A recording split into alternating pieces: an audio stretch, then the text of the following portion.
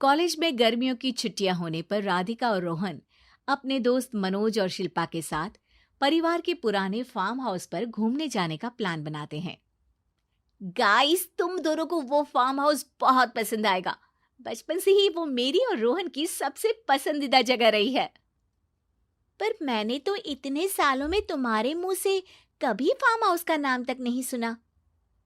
बचपन में farm house जाते थे, लेकिन फिर अचानक सबने वहां जाना बंद कर दिया और वजह कभी किसी ने बताई नहीं। पर अब हम चारों मिलकर वहां धमाल करेंगे। इसी तरह बातें करते कुछ घंटों का सफर तय कर चारों शहर से दूर ऊंची पहाड़ी पर बने राधिका और रोहन के फैमिली फार्म हाउस पर पहुंच जाते हैं। वाह यार, ये तो बड़ा ही सुंदर है। पूरा घूमोगे तो और अच्छा लगेगा, लेकिन उससे पहले सब फ्रेशन अप हो जाओ, फिर साइट सीइंग के लिए जाएंगे।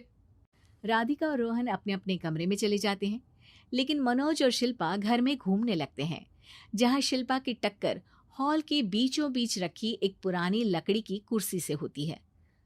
आह, लग गई रे माता, इस कुर्सी को बीच में किसने रखा हुआ है? अरे तेरे स्वागत के लिए भूत ने रखा होगा। ओए, तुझे बहुत हंसी आ रही है। जब खुद टकराएगा तो पता चलेगा। हाँ ठीक है, पर अभी तो तू इसे साइड में रख दे। शिल्पा कुर्सी को एक कोने में रख देती है और वो दोनों भी अपने कमरे में चले जाते हैं, जिसकी थोड़ी देर बाद चारों बाहर घूमने निकल जाते हैं। इसी तरह रात हो जाती है। फार्म हाउस में वापस आकर वे लोग सीधा सोने चले जाते हैं। आधी रात को मनोज की नींद खुलती है। बड़ी तेज प्यास लगी है, पानी साथ लेकर सोना चाहिए था। हाँ, अब रसोई तक जाना पड़ेगा। मनोज आंखें मलते हुए कमरे से हॉल में आता है और अचानक रास्ते में रखी कुर्सी से टकराकर जमीन पर गिर जाता है। अरे मर गया रे दादा। शिल्पा सही बोल रही थी, बड़ी तेज लगती है ये कुर्सी तो, पर इसे दोबारा बीच में किसने रखा? मनोज एक बार फिर उस लकड़ी की कुर्सी को कोने में रख पानी पीकर कमरे में चला जाता है। अगली सुबह जैसे ही चारों की नींद खुलती है तो उन्हें अपने बेड के पास साइड टेबल पर चाय का कप रखा मिलता है, जिसे देख वो खुशी खुशी चाय पीकर तैयार होकर कुछ देर बाद हॉल में मिलते हैं। थैंक यू यार राधिका, मुझे नहीं पता था कि तू इतनी अच्छी चाय बनाती है। वैसे मुझे उस बेड टी की बहुत जरूरत थी। ये और चाय, अरे इसे तो पानी तक उबालना नहीं आता। मतलब तूने हमारे लिए चाय बनाई क्या दोस्त? अरे चल पागल है क्या, इतना भी प्यार नहीं है मुझे कि तुम्हारे लिए बेड टी बनाऊं। चाय पर ये चर्चा करते हुए मनोज जैसे ही पीछे मुड़ता है तो एक बार फिर लकड़ी की पुरानी कुर्सी से टकराकर उस पर गिर जाता है। हाय रब्बा, अरे चाय छोड़ो, पहले ये बताओ कि इसे बार बार बीच में कौन रखता है? कल रात ही मैंने इसे साइड किया था। तुम पहले ये बताओ कि चाय किसने बनाई थी? सबकी बातों को कुछ देर ध्यान से सुनने के बाद राधिका हैरानी से कुर्सी की तरफ देखने लगती है। भूत दीदी। राधिका की बात सुन आपस में झगड़ रहे सारे दोस्त शांत हो जाते हैं। क्या बोला अभी तूने?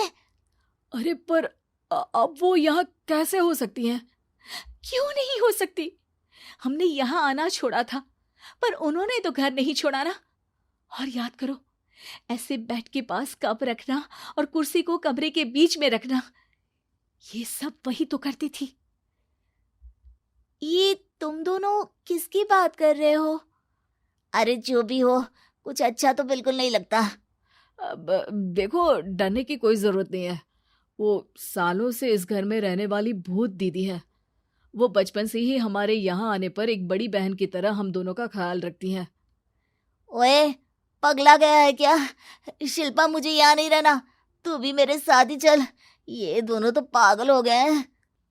जहां मनोज डर से वापस जाने की बात कर रहा होता है, वहीं शिल्पा अपने फोन में बिजी होती है। क्या तुम्हें यहाँ की सिचुएशन समझ में नहीं आ रही जो फोन में लगी हो? जिसे जो करना है करो, मैं तो जा रहा हूँ। मनोज हड़बड़ाहट में अपने कमरे की तरफ जाता है, जिसके साथ राधिका और मोहन भी उसे रोकने के लिए पीछे पीछे जाते हैं, लेकिन शिल्पा वो तो अभी भी फोन में लगी रहती है। कुछ देर बाद जब वो तीनों दोबारा हॉल में वापस आते हैं तो शिल्पा को सबके पैक्ड बैग्स के साथ देखकर हैरान रह जाते हैं। ये सब क्या है शिल्पा?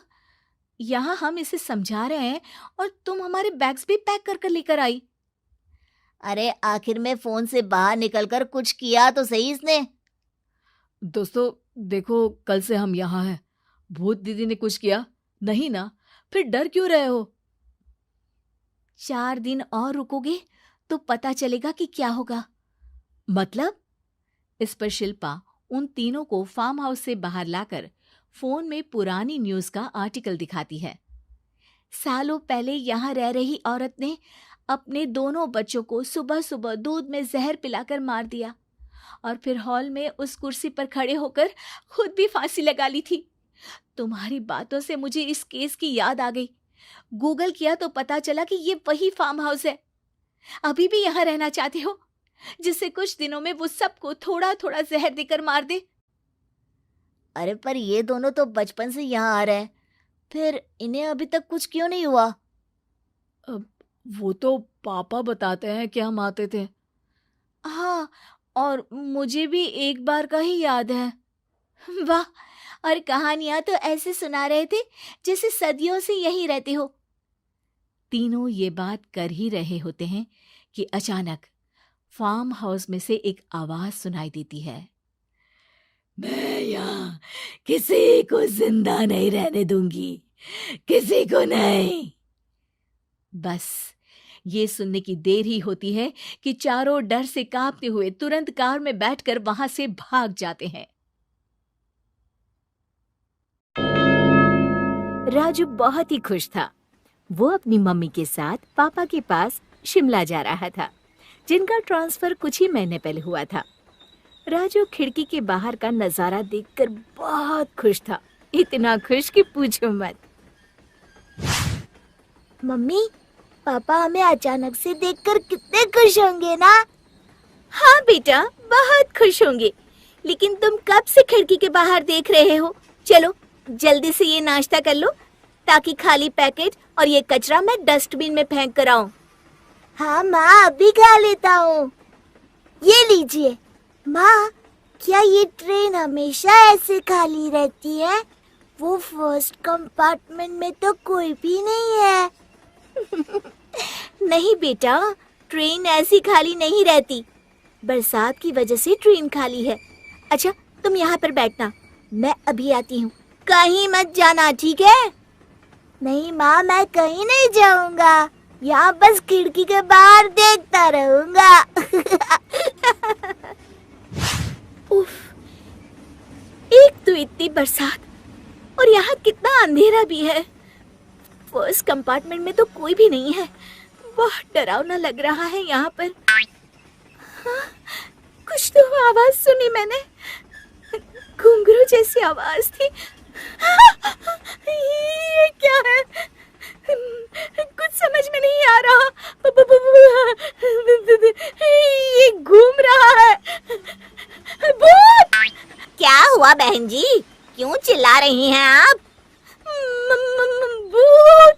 वहाँ देखिए, वो क्या है? हाय राम, आज तो अमावस की रात है और जोरों की बारिश भी हो रही है।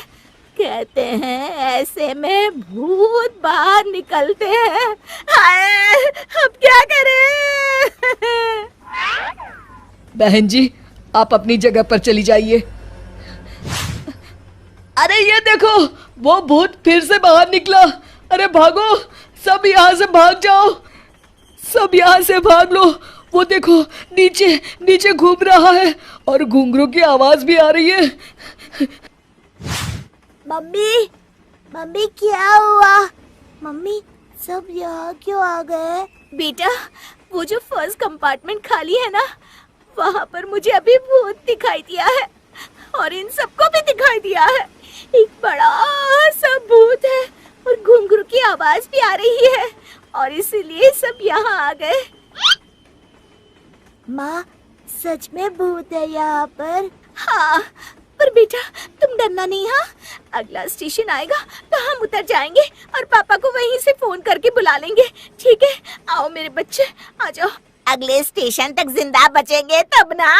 हाय, मुझे तो बड़ा डर लग रहा है। मम्मी, पर क्या सच में भूत होते हैं? हाँ हाँ बेटा, होते हैं।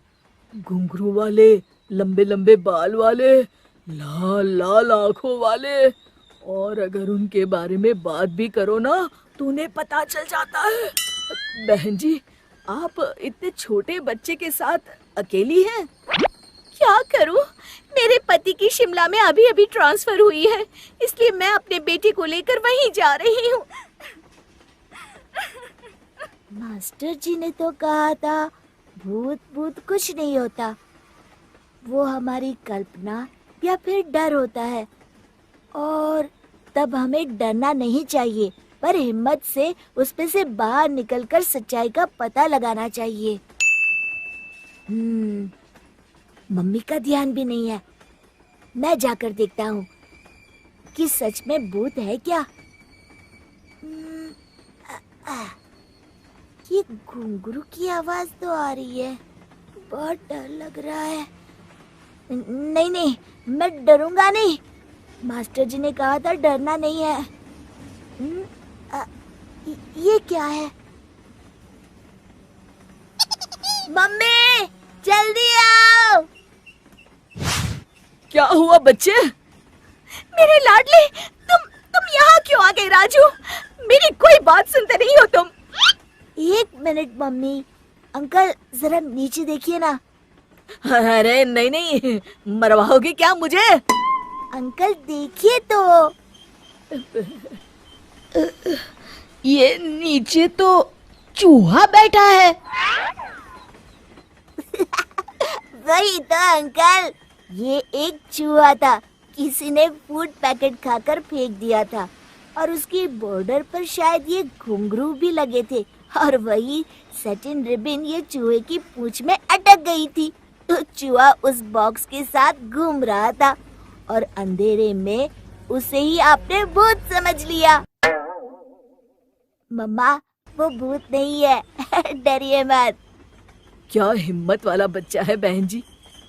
आपको फक्र होना चाहिए कि आप ऐसे बहादुर लड़के की माँ हैं। सच में।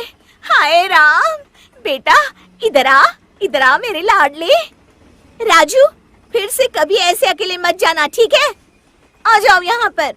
शिक्षा, सुनी सुनाई अंधश्रद्धा वाली बातों पर हमें भरोसा नहीं करना चाहिए।